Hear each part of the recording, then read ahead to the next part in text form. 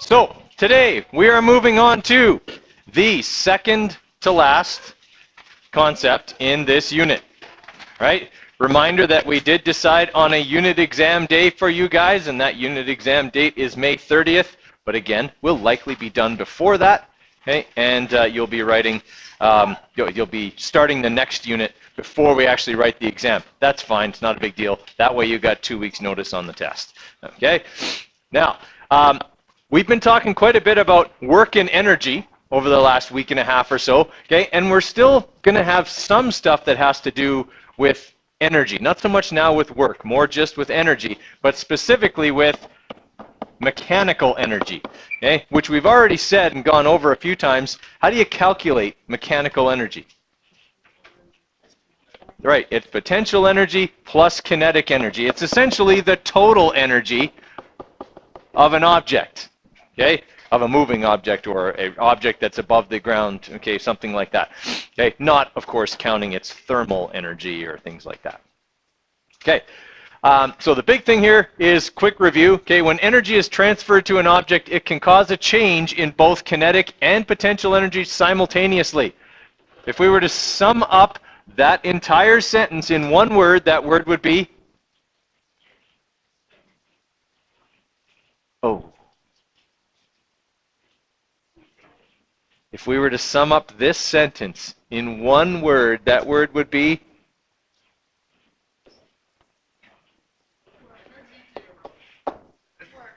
One word.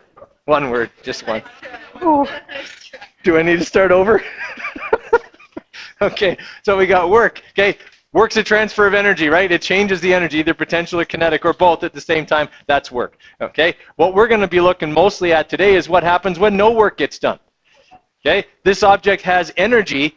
What happens to that energy as it moves around? Okay, the law of conservation of energy. It's not doing work on anything else. Okay,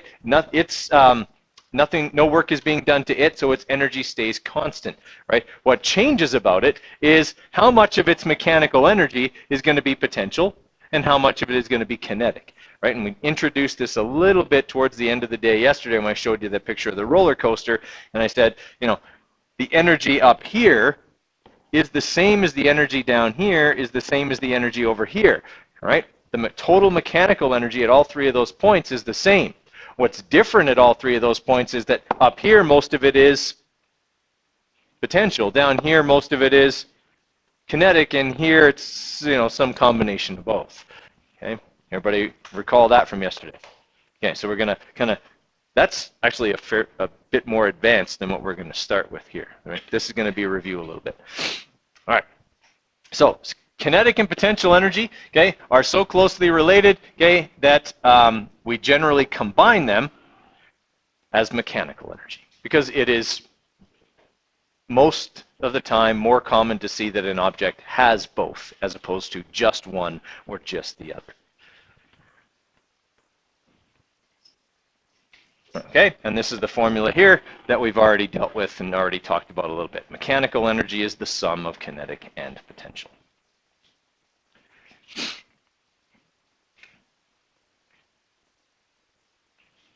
Questions so far? All right, so most of that's going to be a review. All right. So our first example problem here is just how do we calculate mechanical energy? All right, so I've got a 0.3 kilogram baseball, so they gave me the mass, okay, is thrown in a straight line through the air, which, by the way, is physically impossible. Okay, you cannot throw something in a straight line. Why not? Well, even if it was a perfectly calm day, it wouldn't go straight because gravity is going to make it do this. Right? Gravity is going to make it arc down to the ground. Okay? If you throw a ball to somebody, you always throw it a little higher than them. Okay? And it kind of naturally arcs back down. Okay? So, but we're going to say for simplicity's sake that someone could actually throw a ball and defy gravity and have it travel in a perfectly straight line. Okay? All right. So they throw it, and it is 2.5 meters above the surface of the Earth. So we're given a height there, okay? And we're told it has a speed of 20 meters per second. Those are our givens. Okay? I need to calculate the total mechanical energy of the object. Well, I have mass and speed, so I should be able to calculate the kinetic energy. I have mass and height, so I should be able to calculate the potential energy. We're assuming, of course, this ball is being thrown on Earth, so we know G. Okay? So I'm going to take my formulas. Kinetic energy is 1/2 mv squared, and potential energy is m times g times h, and I'm just going to plug in my numbers and solve for how much total mechanical energy the object has. So I take 1/2 times the mass, 0.3 kilograms, times the speed, 20 meters per second, okay? And that obviously has to be all squared. And then we've got our potential energy, mass, 0.3 kilograms, times gravity, 9.81, okay, times the height, 2.5 meters. Right? When we punch all that into our calculator, okay, and I would not obviously do it separately like they've shown here. I mean, it's nice to know that most of its energy is kinetic versus potential. Okay, but if I was punching that into my calculator, I wouldn't bother doing them separately. Okay, I would probably just go like this: 0.5 times 0.3 times was it 20? Yeah, 20 squared, okay, plus 0.3 times 9.81. times 2.5. Okay, and I get 67, same as they do. Okay. All right. I have 3 significant figures there, so that would be 67.4, which is what they've got. Okay. Everybody all right with that one? Okay. All right. So the kinetic energy of the ball is a little bit bigger, okay, because, well, it's not very high off the ground. It's only 2.5 meters off the ground, so it doesn't have a lot of potential energy, but it is moving pretty fast. Okay, 20 meters per second, okay, is a pretty good throw. All right, looking at this bow and arrow example here, how many times have we talked about bow and arrow in terms of work energy theorem? Yeah, it's like the main example we've used, bow and arrow, slingshot, catapult, something that's elastic, right? If this person does, let's say, 200 joules worth of work and then releases the bow, the arrow leaves the bow with how much energy? Okay, how much energy does it have when it's at its highest point? 200 joules. Okay, it's just now at its highest point, all of that energy is all potential. Okay, gravitational potential, not elastic. Okay, then that arrow falls back down. Okay, and in the perfect physical world where it doesn't tumble end over end, okay, it would come right back to the bow and still have 200 joules worth of energy. That's the law of conservation of energy. Okay, the two kind of go together a little bit in that you can't conserve energy until you have some. Okay, so you have to do some work to give it some energy, but after that it gets to keep it all, unless it does work on something else. All right, I want you guys to try those 3. They're just like the example we just did, or they're similar to it. Okay, I want you guys to give them a try. The answers are on here in red. Okay, so you can see if you did them right. I'll give you a few minutes to get ahead of me, and then we'll go through them together. Okay, so sorry, all of these work on this equation.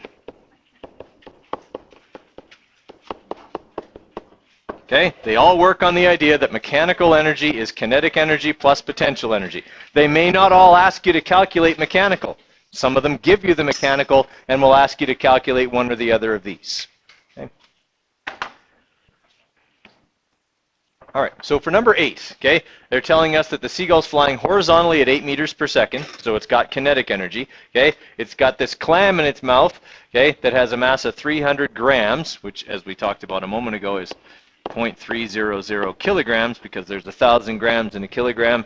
Okay, so we divide by 1,000 when moving up. Okay, calculate the total mechanical energy of the clam when the seagull is 30 meters above the ground. So it also has potential. All right, so all we're doing is going mechanical energy equals EK plus EP and plugging in our formulas. So we'll have 1/2 times the mass, 0.3, times the speed, which was 8 squared, and then we're adding on the potential energy. The mass, 0.3, times gravity, 9.81, times the height, 30 meters. Right? When we do that, we should get 97.9 joules.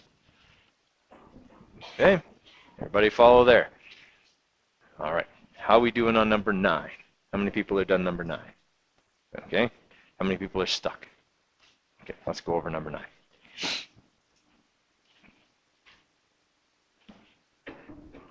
All right, so number 9 is still using this formula. Mechanical energy equals kinetic plus potential.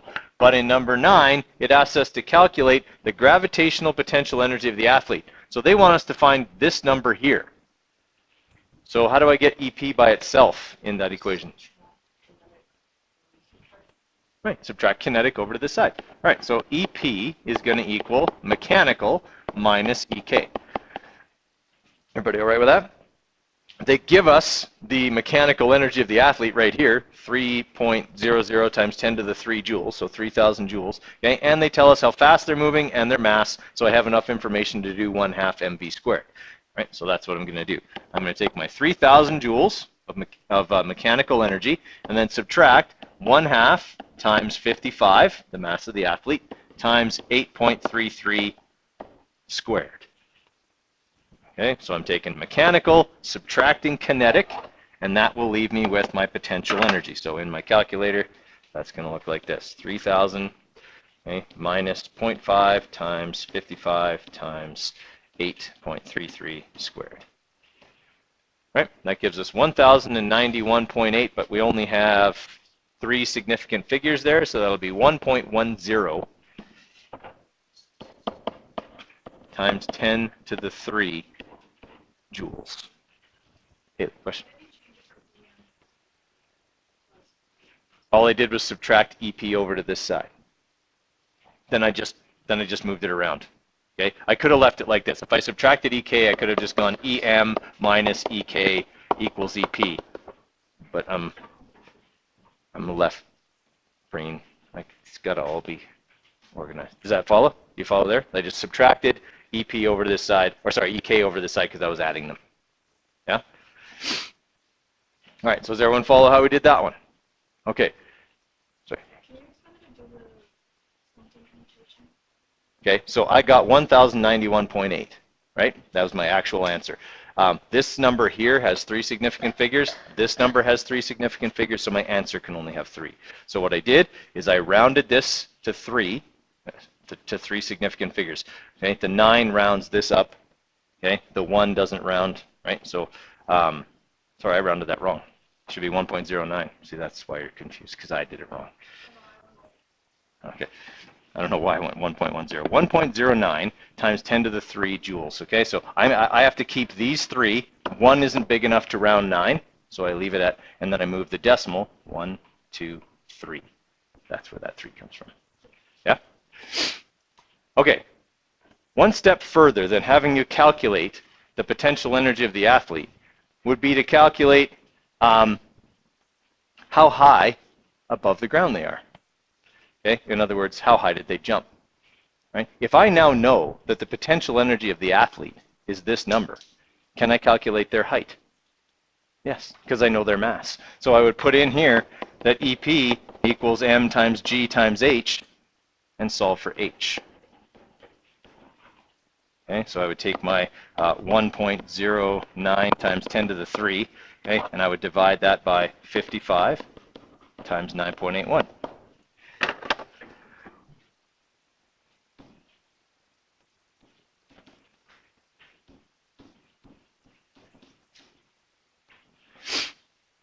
Okay, so 2.02 meters. Take it from a track coach. That is an impressive jump. Okay, that is over the top of that projector there. Okay, I've actually seen somebody do that. Okay, last year at track provincials, some guy went like 212. Okay, it was crazy. Everybody was all gathered around. It was cool. It could be like on a quiz. I would probably ask something like that. I would ask, what's the? Oh yeah, if it said calculate the potential energy, don't do any more than that, right? Just give them that. I'm saying I would probably go further and say calculate the height. Here's how you would do that, right? Once I know this number, the potential energy, I can do whatever I want with it. Okay, try number 10. I'll give you a few more minutes to do that one. So for number 10, okay, we got this construction worker who drops a 2-kilogram hammer, so we know the mass, okay, from a roof. When the hammer is 50 meters above the ground, it has 1.88 times 10 to the 3 joules worth of mechanical energy. Calculate the kinetic energy of the hammer. Well, since I know the mass and the height, I should be able to calculate the potential energy of the hammer, and they gave me the mechanical. All right, so mechanical energy is EK plus EP, and they want me to find EK. So what do I have to do with EP? subtract it over to the other side. All right, so that means that EK is going to equal mechanical energy minus potential energy. I mean, that makes sense. If I add these two to get this one, if I want to find either of these, I have to subtract the other. Okay? All right, so my kinetic energy then is going to equal 1,880 joules. That's 1.88 times 10 to the 3, okay, minus the potential energy, which will be the mass, 2 kilograms, times G, 9.81, times the height, 50 meters. All right, so I'm going to have my 1,880 minus 2 times 9.81 times 50. All right, so I'm left with 899 joules worth of kinetic energy. Okay, that's 3 significant figures, so I can leave it that way. Everyone okay with that? All right, next step in that question, how fast is the hammer going? All right, do I know the mass of the hammer? Do I know the kinetic energy of the hammer? Okay, and I know that the formula for kinetic energy is 1/2 mv squared. I'm looking for v. I have everything else. So I'm going to divide 1/2 of m over to this side, okay, and take the square root. That'll give me v. Okay, we've manipulated that formula a whole bunch of times in work energy theorem.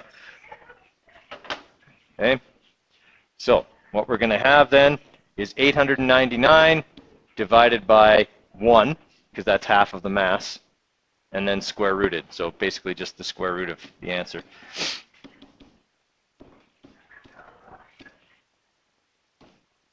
Whoop, I got an extra number in there. All right, let's do this, square root 899. So it's moving at 30 meters per second, which is pretty fast. You would definitely not want to be standing under that hammer. All right, questions on how that works? Everyone's okay with that? Anyone still need that slide? All right, back to the bow and arrow example here. Okay, this is the thing that goes along with the picture we talked about a minute ago. Okay, an average force of 100 newtons is required to pull back a bowstring a distance of 1/2 meter. What can I calculate with those two numbers right now? Work, right. I have force, I have distance, I can calculate the amount of work that's being done. All right, well, that's good, because that's what part A asked me to do. Okay, how much work is done? Well, 100 times 0.5 is 50 joules. All right, I did 50 joules worth of work. How much mechanical energy is now in the bow arrow system? 50 joules. Yep. Okay, work energy theorem says if I do work, that's a transfer of energy. So I pulled back the bow, I transferred energy to the bow and arrow. Okay, it's in that system now. Really, it's actually all in the bow because the bow is bent. Okay, when I release the bow, okay, sorry, how much potential energy is stored in the bow then? 50 joules. Okay, everything is stationary right now, so all the work I did is being stored as potential energy in the bent bow. Okay, how much kinetic energy does the arrow have the instant it's released? 50 joules, because at that point the bow will no longer be bent and it won't have any stored energy in it. Okay, and what will the potential energy of the arrow be at its highest point? 50 joules. Okay, so that's just kind of working those two ideas together. Okay, the idea of work energy theorem and conservation of energy and how they go together. All right. So here's how the law of conservation of energy works. Okay, it states the total amount of energy in a given situation is constant. Okay, that isn't going to change. All right, energy can be converted from one form to another, but the total amount of energy never changes. So when something is falling, okay, so if I drop something, let's say off of a roof, okay, here the object has what kind of energy? Potential, because it's still in my hand, I haven't dropped it yet. Okay, even the instant I let it go, it's still only potential. Okay, down here, it'll have only kinetic, because it'll be on the ground, or the instant it hits the ground. And anywhere in between, it has a little of both, or maybe a lot of one and a little of the other. Okay, so as this thing falls, it's going to have less and less potential and more kinetic as it goes down. That's what they're saying here. The total amount of energy never changes, but energy can be converted from one form to another. Okay, but the total amount of mechanical then doesn't change because potential becomes kinetic. They're always going to add up to the same number. right? If I lose 20 joules of potential, I've gained 20 joules of kinetic as the object falls. Everybody okay with that? Okay, so that's what the law of conservation is saying. Now, they write this way, and I don't like this. Okay, they're saying that potential energy equals kinetic energy. That's only true in one situation. That's why I don't like to have it written in a book. Okay, it's only true if I am talking about the instant I drop the ball and the instant it hits the ground. Then that's true. What if I throw the ball down? Is it true anymore? Nope. Because now at the beginning it doesn't just have potential, it also has kinetic. Okay, so if that one's in your notes, cross it. I don't like them saying that, and people tend to generalize that to every situation, and it isn't true except in this one situation. Okay. What is better or more accurate, okay, is that the initial mechanical energy equals the final mechanical energy. EI equals EF.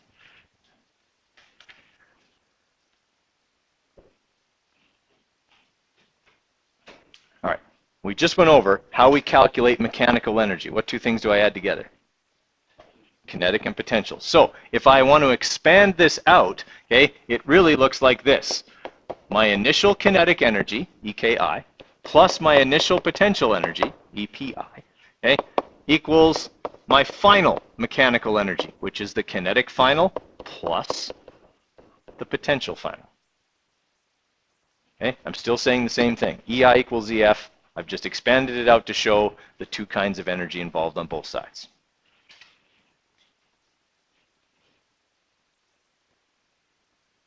Okay, I have formulas for all of these, so I would have to expand this even further. Okay, calculating kinetic energy means going 1/2 mv squared, but it's got to be the initial speed of the object, so I have vi here. Okay, plus m times g times h. Again, I've got to have an I there denoting this is the initial height of the object. Same thing on this side, except now with f's. Okay, final height, final speed.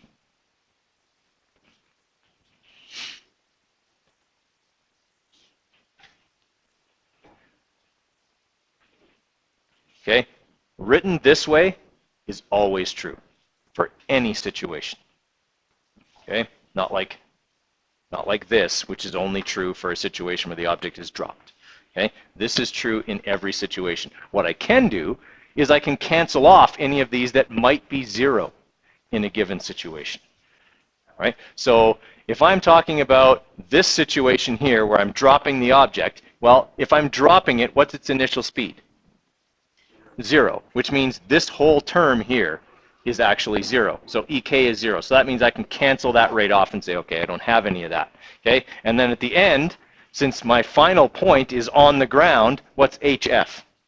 0. Okay, which means this whole term is 0, and I can cancel it off. Okay, and now I'm left with my initial potential equals my initial kinetic. But I got there in a more truthful manner.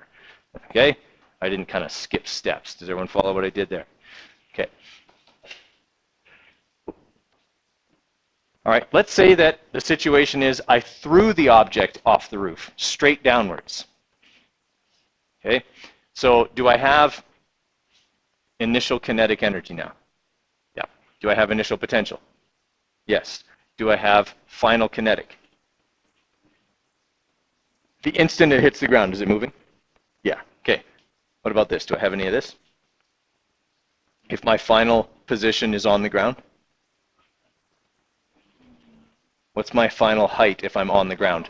0. Okay, so I wouldn't have any of this. So in that situation, okay, if I threw something off the top of the building, my initial point's the top of the building, my final point is on the ground, which means I wouldn't have any final potential energy. So you read through the question with this set up, and you look to see if any of your forms of energy are 0, and you get rid of them if they are, because then you have less math to do. Okay, you got a few less formulas, a few less things to plug in. Okay, everybody all right with that? All right, so let's look at this example here, okay? We're going to start it off slightly different than they did, so that we start it out more correctly, okay? We've got a 1.5 kilogram rock dropped over the edge of a cliff, 30 meters above the surface of the lake. What's the speed of the rock just before it strikes the surface of the lake? Okay, is there any mention of work being done anywhere in this? No, it's being dropped, okay? There isn't something that's halfway down suddenly making it go faster and adding kinetic energy. It's just falling, okay? So that means if there's no work being done, there's no change in energy. If there's no change in energy, my initial energy and my final energy are the same. They're equal. EI equals EF. That's where this comes from, okay? There's no work being done, so the energy isn't going to change. Okay. I'm dropping it. So at the beginning, I don't have any what? No kinetic energy. So initially, I only have m times g times h initial. Okay? Since the final position is the lake, which would have a height of 0, how much potential energy do I have at the end? None. Okay? So I only have at the end kinetic energy. What I've really done, okay, is said that's 0, so I'm not plugging it in, and this is 0 because I don't have any speed. Okay, so I've canceled those off and said the initial potential equals the final kinetic in this situation. Okay, they just went straight to that right off the bat. Okay, which I don't want you guys to do. Okay, I will actually give you a mark for this step.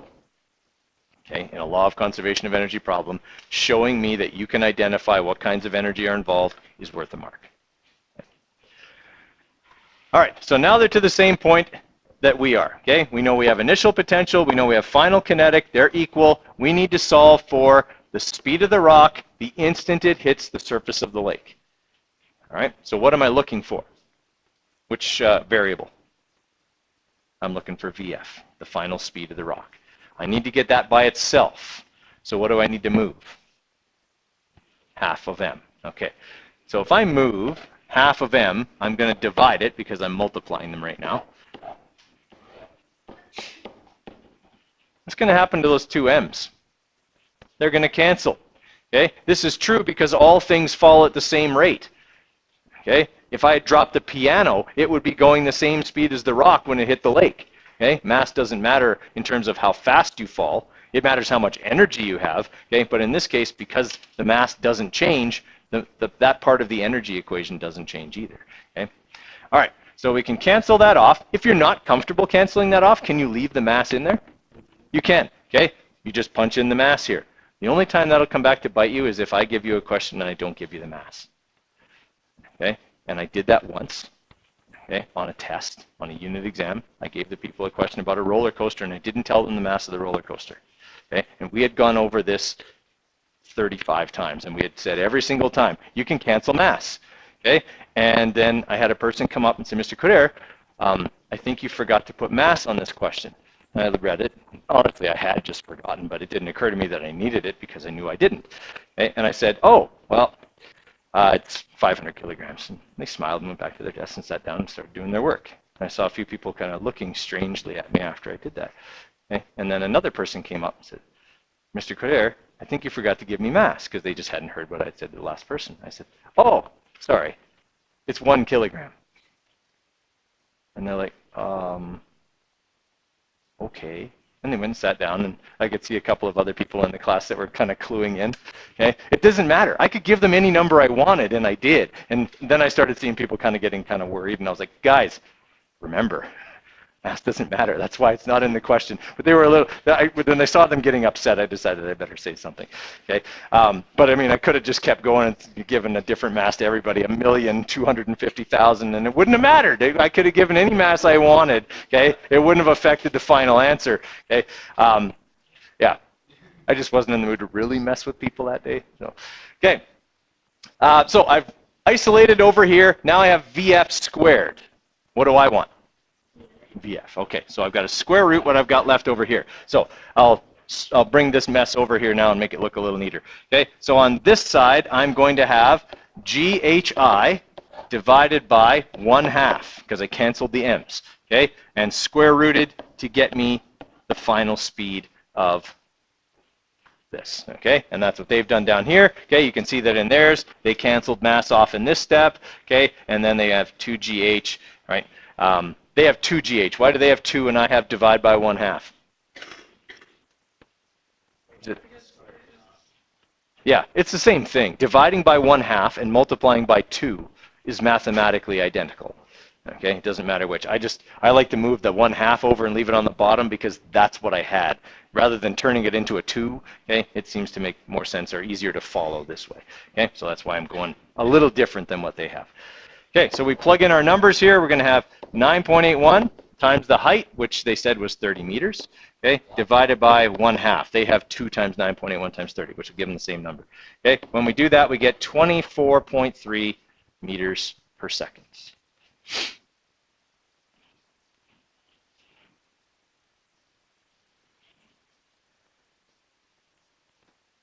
Okay, everyone kind of follow what we did there.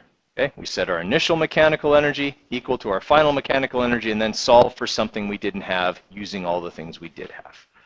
Okay, all right. I want you guys to try 11 and 12 here. Okay, they're very similar to what we just did. Okay, give them a try. I'll give you a few minutes to get ahead of me and then we'll go through them together.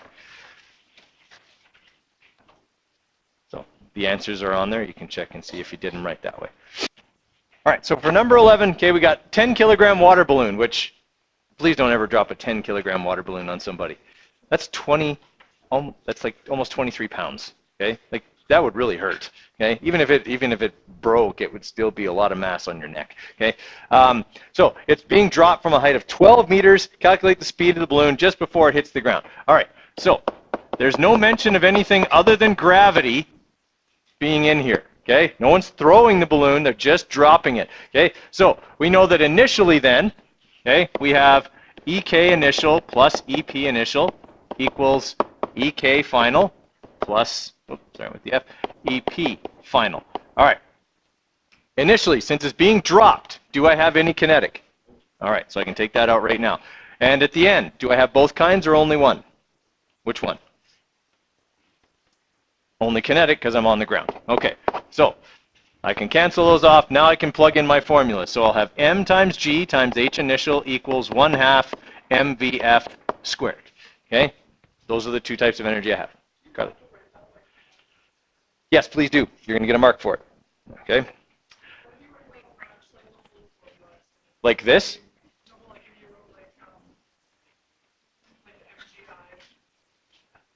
Remember, I said it's valuable for you to show me that you've identified the types of energy. So this is worth a mark. If you don't do it and you get something wrong, I can't give you a mark for that step.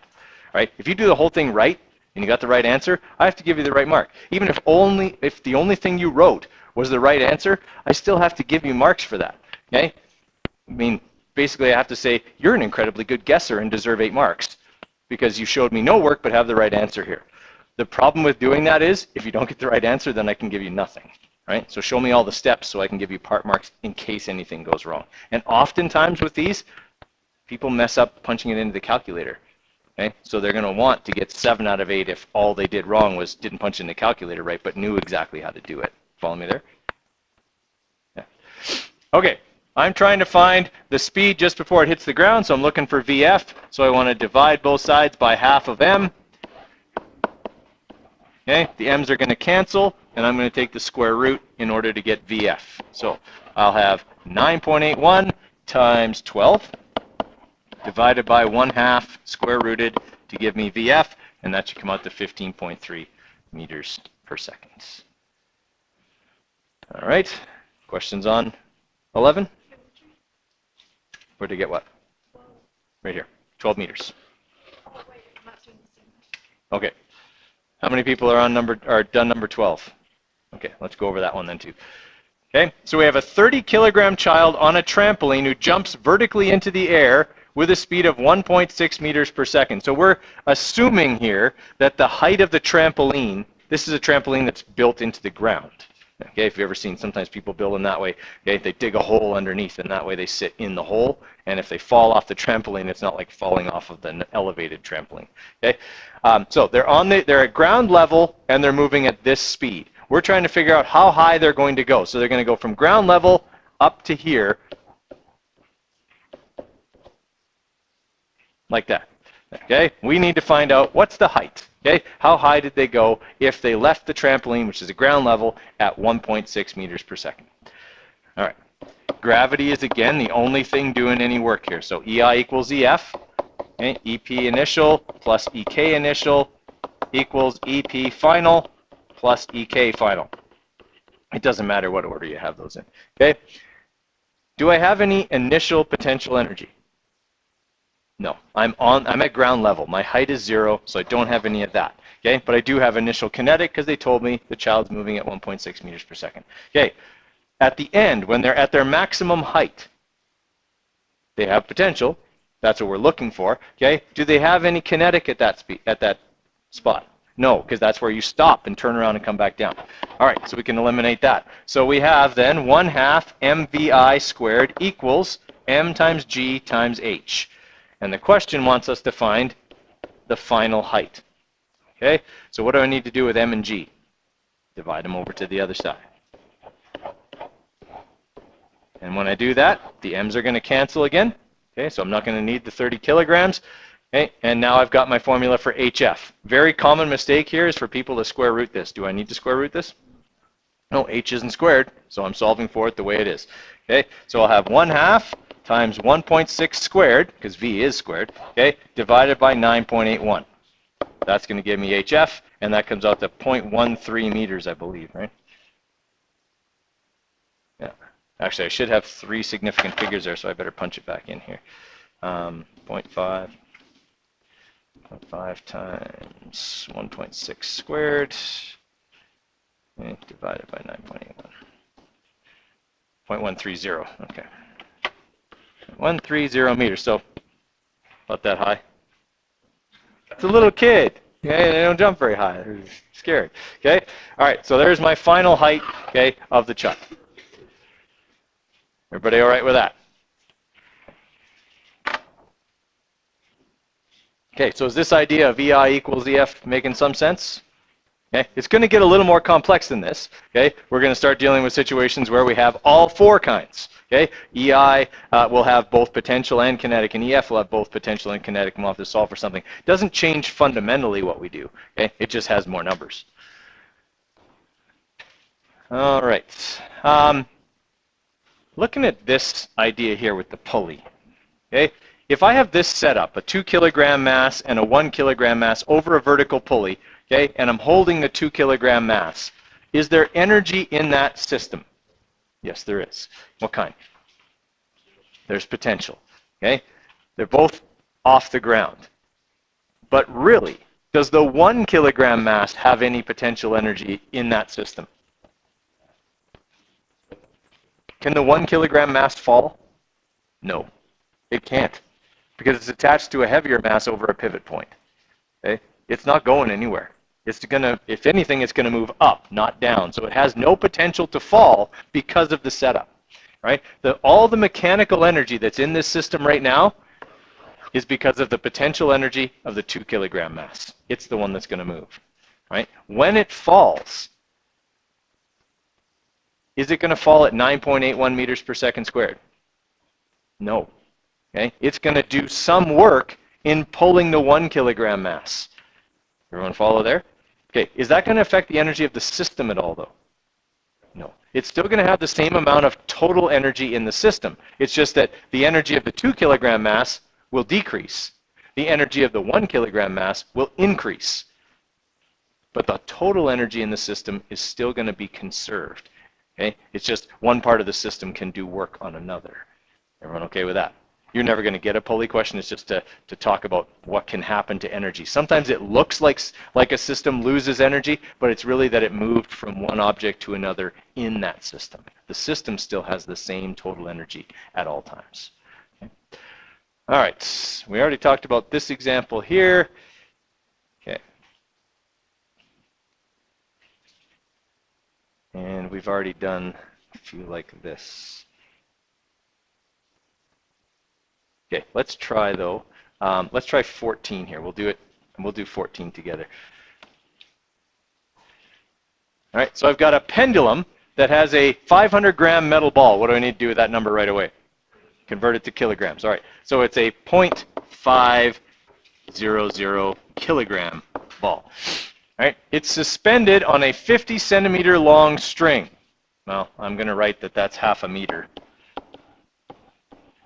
Okay, and the ball is pulled up horizontally and vertically, but it's pulled a vertical distance up of 10 centimeters. So I'm a visual person. I like to see what I'm looking at here. So here's the pendulum. Okay, I'm going to pull it this direction so that when it's over here, it is 0.10 meters or 10 centimeters higher than the lowest point of the pendulum. Okay? In doing that, what have I done? I've done work. So now what does the pendulum have? It has potential energy and thus mechanical energy. Okay? Does it have any kinetic energy here? No, I'm still holding it. I've pulled it out here. It's got some potential energy. Can I figure out how much? Yes, I can. Okay, I know the mass of it and I know how high it is. Okay, at the bottom of the arc, the mechanical energy of the ball was determined to be 0.491 joules. Okay, so if the mechanical energy at the bottom of the arc is 0.491 joules, what's the mechanical energy over here? Same.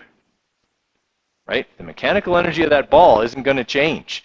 It's just going to change from potential to kinetic. The total number stays the same. All right, so over here, okay, all of that 0.491 joules is potential. Okay, what was the speed of the ball at the bottom of its arc? Okay, at the bottom of its arc, all of this energy is in what form? Kinetic. So, can I calculate the speed of this? Yep. EK equals 1/2 mv squared. Okay, we just did a law of conservation of energy calculation in our head. Okay, we could have set this up EI equals EF, but we already knew what EI and EF were. They told us. Okay, so there was no use in setting it up as an equality. It was better to just say, I recognize that that is going to be this number down here, and it's all kinetic. Okay, all right, so we can solve for V now just by going 1/2 of m. M's aren't canceling because I don't have an m on the top this time. Okay, and then I take the square root. All right, so I'm going to take the square root of 0.491 divided by 1/2 times 1/2. Okay, and that'll give me my 1.4 meters per second.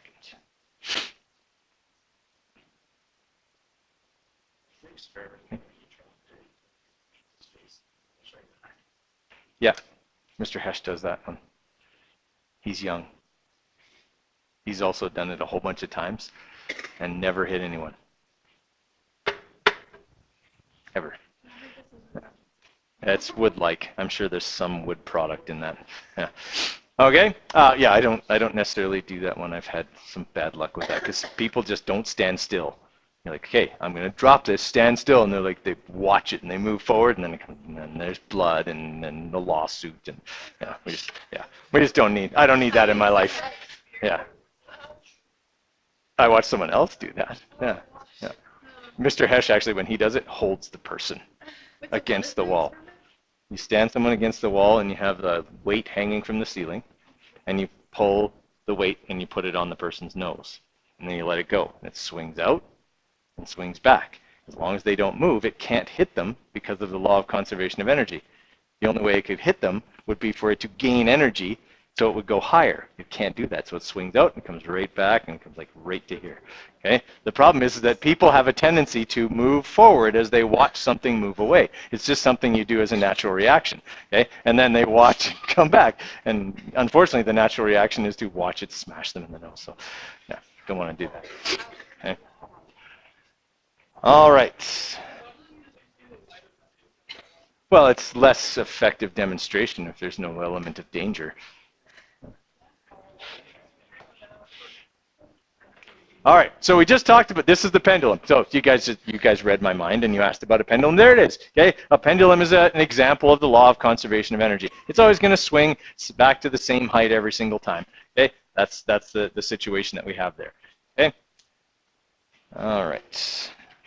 Now, looking at these situations here. Okay, for question number 2, we already know what the definition of mechanical energy is. Okay. kicker on a football team kicks a football and it travels in the trajectory shown here. Okay, so it goes up, follows this projectile arc, comes back down. Okay, what types of energy does the football have the moment the ball leaves the kicker's foot? Well, according to that diagram, the football is on the ground when he kicks it. So what kind of energy does it have? Kinetic. Okay, when he kicks it, it's still on the ground, but he's imparting speed to it. It can't have potential because its height is 0. Okay, so it has kinetic, and as a result, also has mechanical. Okay, if it has either one, it also has mechanical. Okay, all right. What types of energy does the football have at a point halfway up to its highest point? Potential, mechanical, and kinetic. It is moving. All right. What kinds of energy does it have right there? Okay, and mechanical and kinetic. It's moving forwards. Remember, kinetic energy isn't about velocity, it's about speed. And it is still moving forward, so it still has some kinetic energy at that point as well. Okay, and then the answers would be the same on the way back down here. Some of each, all kinetic, okay, when it hits the ground. Okay, where does it have the least kinetic energy? At the top. That's where it'll be going the slowest. It'll have the least kinetic energy there. Okay, and obviously have the least potential energy at either end here. Okay. What does the law of conservation of energy say? Okay, energy can't be created, it can't be destroyed. Okay, that's kind of the basic definition of it. But what does that mean in terms of mechanical energy and work? Energy can't be created, it can't be destroyed. That means it stays the same all the time unless it's changed by doing what? You'd mentioned change in energy. What's change in energy? Work. Unless there's an energy change due to work. Okay, so this is an example here. Right now, the ball has no energy. Then someone comes and does work on it by kicking it. Okay, that's work. Okay, we've changed its energy. We exerted a force through a distance. All right. This graph here of potential energy as a function of height. What is horribly wrong about that graph? Not that it's a triangle. It doesn't have a scale. That's a major problem. Because when I read this graph without a scale, I assume it goes from 0 to a maximum over here. Agreed? Right? Numbers generally go up on a graph. So what is this graph saying then about potential energy as a function of height? It says it goes up and up and up and up and up, and then for some reason, even though the height is still increasing, the potential energy starts to do what? Decrease. Is that true? No, it's not. But when you don't put a scale on a graph, the graph is misleading. That's why we said it was such a big deal to have a scale on your graph. The scale that should be on this graph should look like this. 0, 0, and the maximum height in the middle. No one draws a graph like that. Okay? At least not that I've ever seen, except for this one. Okay? But it's misleading. Okay? You don't put a scale on there, and people can come to the wrong conclusion. People would think that for some reason at a certain height, suddenly potential energy starts to decrease, even though the object is still moving up. Well, that's impossible. If you're moving up and height is getting bigger, potential energy has to be getting bigger. Okay? But it's a misleading graph because of the lack of scale on either side. Okay? Is there a similar problem with this one? Yeah. Okay? It's saying function of height. Yes, as you get higher and higher, you should have less and less kinetic energy, except that this says that suddenly it starts to go back up again. So I throw something up in the air and then it ignites a rocket booster and accelerates away or something, I don't know. Okay, but again, the problem here is there's no scale on this graph. Okay, now if I put the scale like that, now it's valid. Yes, kinetic energy decreases until I get to my maximum height. And then I start falling again, and when I start falling, my kinetic energy goes up because I start going faster again. Okay, everybody all right with that? Moral of the story, graphs need scales. Yeah, okay, all right. All right, so we already talked about the pendulum. Okay, we already talked about that. Okay, I want you guys to try, before the bell goes, question number 5. Okay, I have the answers on there. You can check them as you go. Okay, I want you guys to do question number 5.